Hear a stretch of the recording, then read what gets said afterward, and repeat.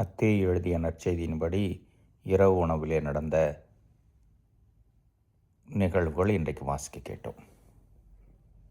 இயேசு சொல்கிறார், யூதாசு காட்டிக் கொடுப்பான் என்று. ராபி நானோ என்று யூதாஸ் கேட்க, மற்ற திருத்தூதர்கள் ஆண்டவரே நானா என்கிறார்கள். ஆண்டவரே என்று நாம் இயேசுவை அழைக்கின்ற பொழுது இயேசுவினுடைய தெய்வீகத்தன்மையை ஏற்றுக்கொள்கிறோம். இயேசு நம்மை மன்னிப்பவர், நமக்கு மீட்பு கொடுப்பவர், அவர் கடவுளின் மகன் என்பதையெல்லாம் அறிக்கையிடுகிறோம். அது ஒரு வெறும் வார்த்தை அல்ல. திருப்பலியில் எத்தனை முறை சொல்கிறோம், ஆண்டவரே இரக்கமாயிரும் என்று தொடக்கத்தில் ஜெபிக்கிறோம்.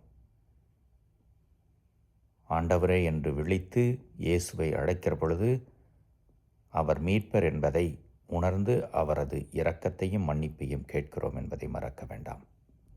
நற்கருணை உட்கொள்ளும் முன்னும் அதை தான், ஆண்டவரே என் உள்ளத்தில் நீ எழுந்தருளி வர நான் தகுதியற்றவன், ஆனால் ஒரு வார்த்தை மட்டும் சொல்லியறலும் என் ஆன்மா நலமடையும். ஆண்டவர் உங்களோடு இருப்பாராக என்று குரு மக்களை பார்த்து சொல்கிற பொழுது உம் ஆன்மாவோடும் இருப்பாராக என்று சொல்லி குருவுக்கு பதில் சொல்கின்றோம். நாம் ஆண்டவரை ஏற்றுக்கொண்டால்தான் இந்த பதிலை நாம் சொல்ல முடியும்.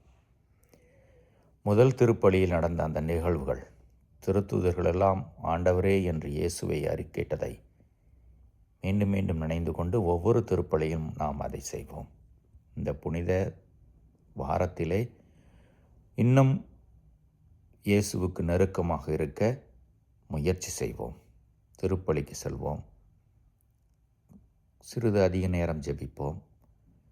முடிந்தவரை இந்த வாரத்திலே ஒப்புரவு அருட்சாதனம் பாவ சங்கீதனத்தை பெற்றுக்கொள்வோம். இதன் மூலம் இயேசுவை நெருங்கி ஆன்மீகத்திலே வளர்வோம். இறைவன் என்னும் வாழ்த்து பெறுவாராக.